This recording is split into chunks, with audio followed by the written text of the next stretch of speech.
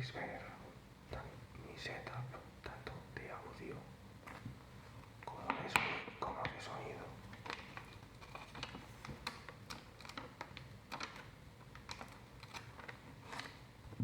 Aún es demasiado amateur. Aún no he podido hacerme con un equipo adecuado. Este vídeo es básicamente una prueba para ver la acogida del canal. Espero en un futuro tener mejor equipo de audio y de vídeo, además de aprender mejor cómo realizar la iluminación y la puesta en escena, etc.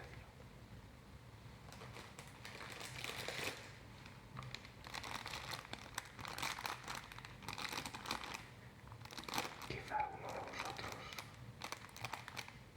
al empezar a ver este vídeo, habrá pensado que no debería tocar el libro con mis manos al natural, pensando que por ser un libro viejo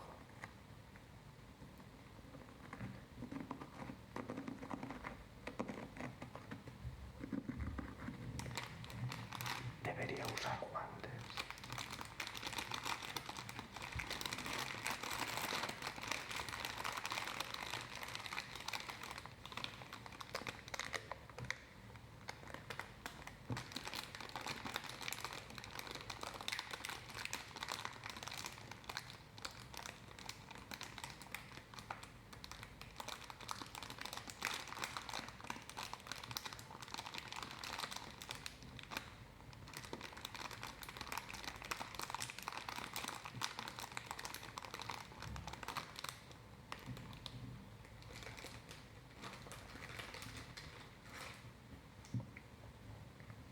La realidad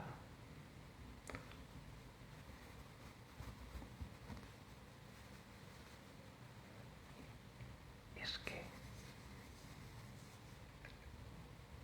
a día de hoy no se considera necesario, incluso se considera no muy buena opción ponerse guantes a la hora de manejar libros antiguos. El uso de guantes de algodón como estos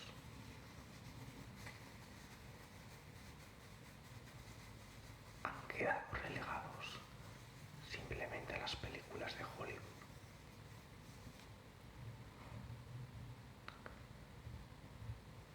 Pero en este canal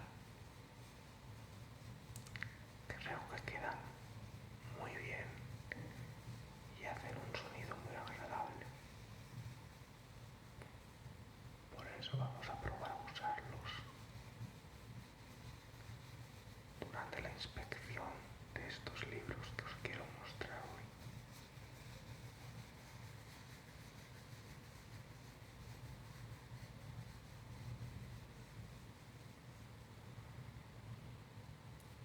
Bueno,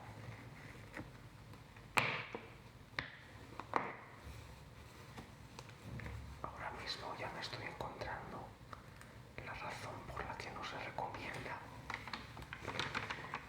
el uso de guantes de algodón, y es que cuesta muchísimo pasar las hojas y manejar el libro.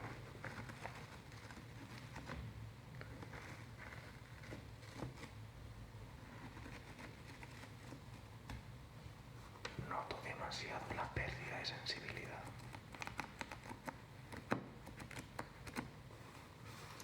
Intentaré hacer lo mejor posible. Voy a mostrar un poco mejor la portada.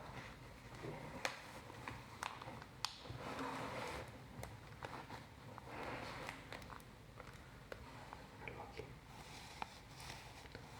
Por cierto,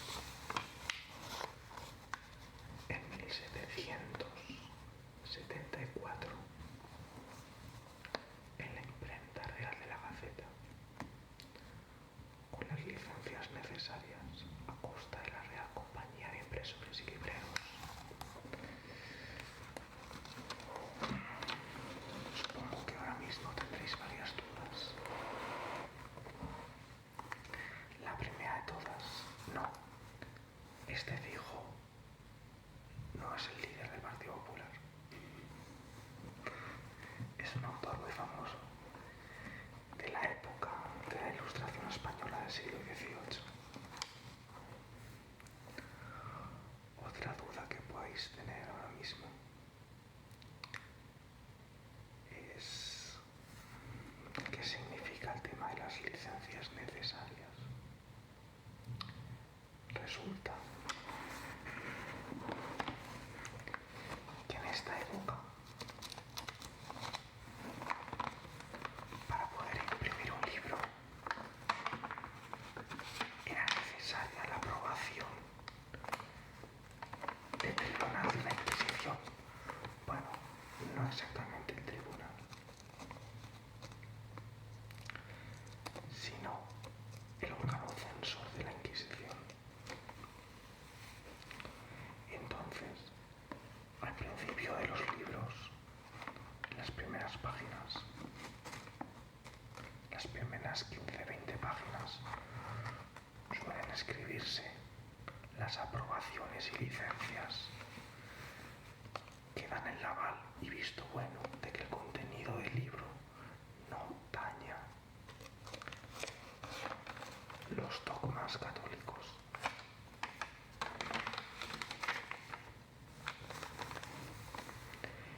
Y este libro, justamente por estar orientado en las ideas de la Ilustración, que venían principalmente de Francia, tenía alto riesgo de no cumplir con los requisitos de censura de la Inquisición española de la época. Por eso, el autor Jerónimo Feijoo se encargaba de obtener suficientes aprobaciones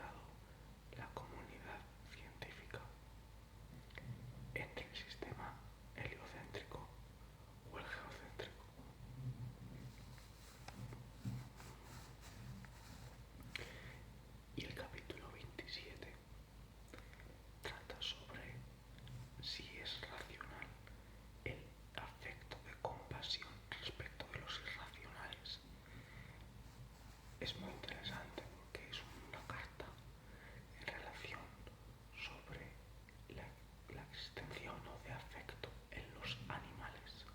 Para ellos, irracionales significaba animales. Había una corriente filosófica que no consideraba a los animales como capaces de sentir, pero Jerónimo Fijo defendía todo lo contrario. Defendía que eran seres capaces de sentir y que por tanto se debían de tratar de la forma más humana posible. No llegaba a ser animalista en el sentido que hoy entendemos, pero que sí aportaba a los animales una concepción de derechos básicos de humanidad y tratamiento sensible. Bueno, es una forma muy resumida de explicarlo. Vamos a ver si podemos leer un apartado de si es racional el afecto y compasión respecto a los animales. Página 306.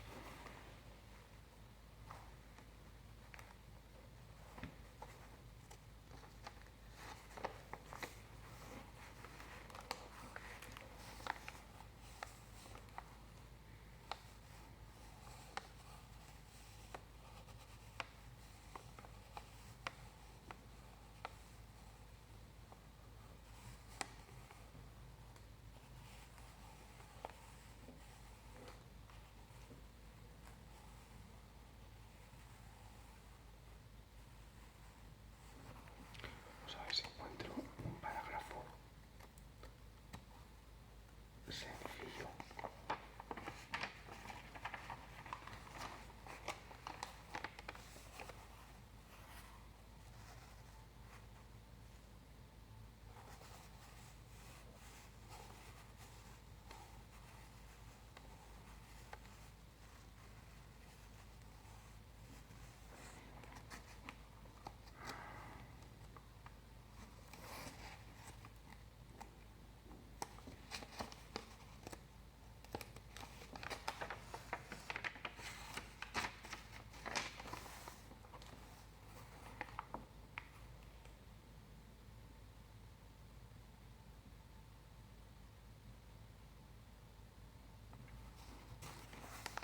Mira, esta es la parte más famosa o interesante. Este párrafo número 8. Y al contrario siento que en un corazón capaz de sevicia entendido como maldad, hacia las bestias, no cabe mucha humanidad hacia los racionales, es decir, hacia los humanos. Ni puedo persuadirme a que quien se complace en hacer padecer un bruto se doliese mucho de ver atormentar a un hombre. Los atenienses, que fueron los más racionales de todos los gentiles, no solo miraron esto como indicio de genio poco piadoso, más aún de positivamente cruel, y así castigaron severamente, según Plutarco, al que desolló vivo un carnero, y según Quintiliano, al muchacho que tenía por juguete quitar los ojos a las codornices, y el padre Famiano Estrada, libro 7 de Bello Belchico, aprueba el dictamen de los que, anotando que el príncipe Carlos, hijo de Felipe II, siendo niño, se deleitaba en matar por su mano y ver muriendo palpitantes las liebrecitas pequeños, hiciera un concepto de su índole despiadada y feroz. Llega a ponerse en contra incluso de sangre real a la hora de defender el principio de que la humanidad hacia los animales es signo de humanidad hacia las personas. Hasta tal punto sus ideas eran tan reformistas en esa época. Podemos leer más apartados del libro, pero será en otra ocasión.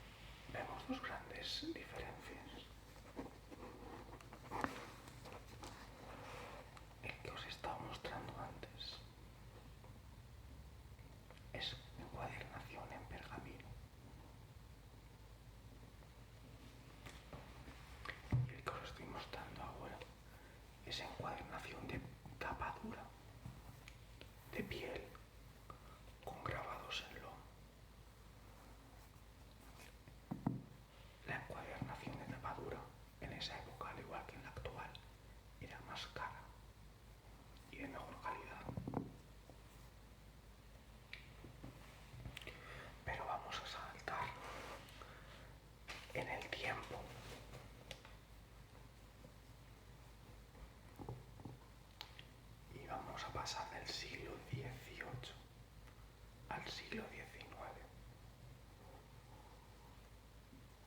Aquí el tipo de encuadernación es completamente diferente. De hecho, aquí podéis notar la diferencia. Me voy a quitar los guantes y haremos un poco de tapping en la tapadura de este libro.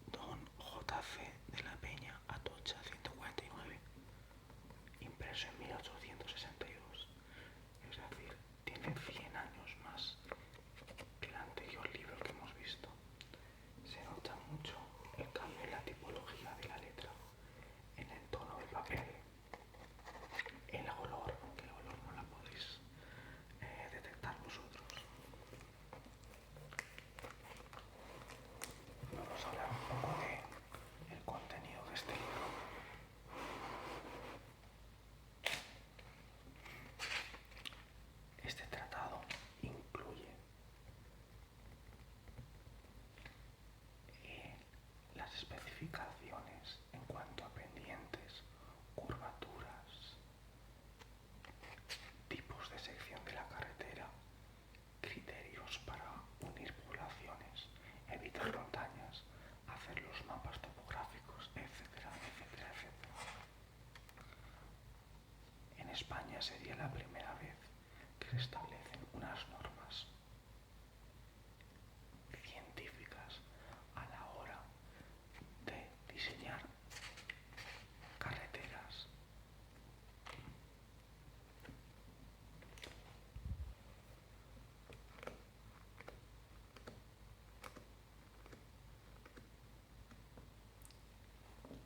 Este avance a la hora de establecer los criterios de diseño va emparejado con un boom comercial.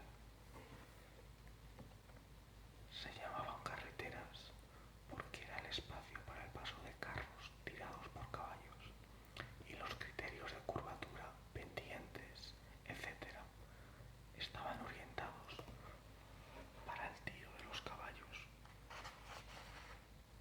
totalmente diferentes a los criterios actuales de pendientes y curvaturas pensadas para el uso del automóvil.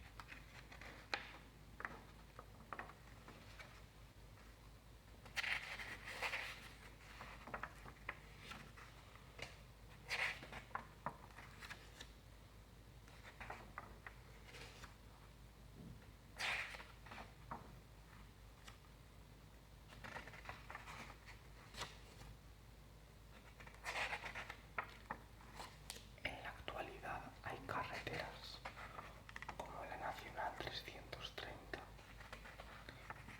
que aún mantienen parte del trazado y la construcción original realizada a base de este tratado.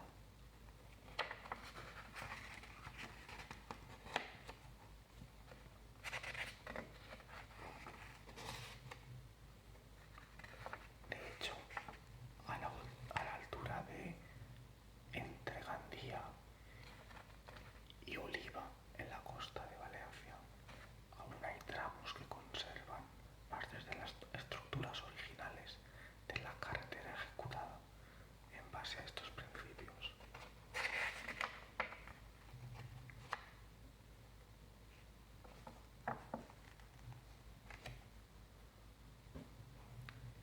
En mitad del texto aparecen referencias a figuras, en este caso figura 11. Por ejemplo, en este caso que dice, si la dirección general de dos ríos de primer orden es la misma y marchan en sentidos opuestos, figura 11, como estos señalan los talwegs de segundo orden, si se prolongan hasta la divisoria. En el punto de encuentro se hallará el más bajo de esta, pues será la reunión de dos talwegs a una divisoria, página 33. En este paraje o se hallará una garganta propia para el paso de la carretera. Bueno, en este paraje o se refiere al punto O, se hallará una garganta propia para el paso de la carretera. Aquí están explicando un poco cómo interpretar la topografía de los mapas y cómo a partir de ella ir decidiendo por dónde debe pasar la carretera. Vamos a ir a ver esas figuras.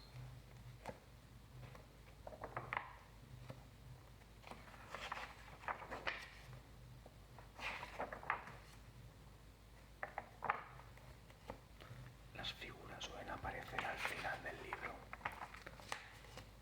a modo de desplegables. Mirad cuánta formulación empleaban ya en esa época en la que no existían calculadoras.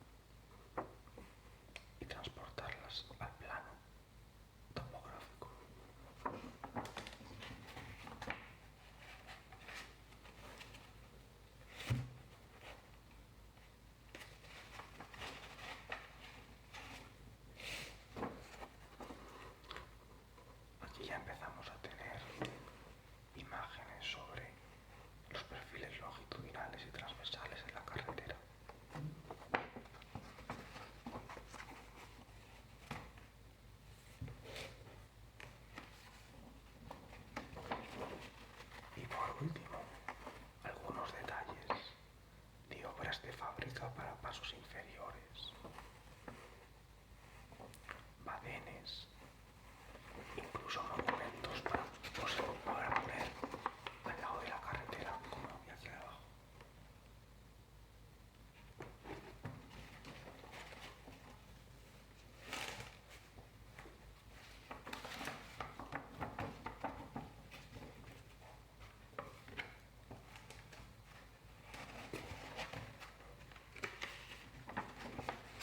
Este sería el aspecto típico de un plano de un proyecto de carretera. En la parte de arriba estaría el perfil longitudinal para poder ver los cambios de rasante, los cambios de altura, las pendientes, y abajo la vista en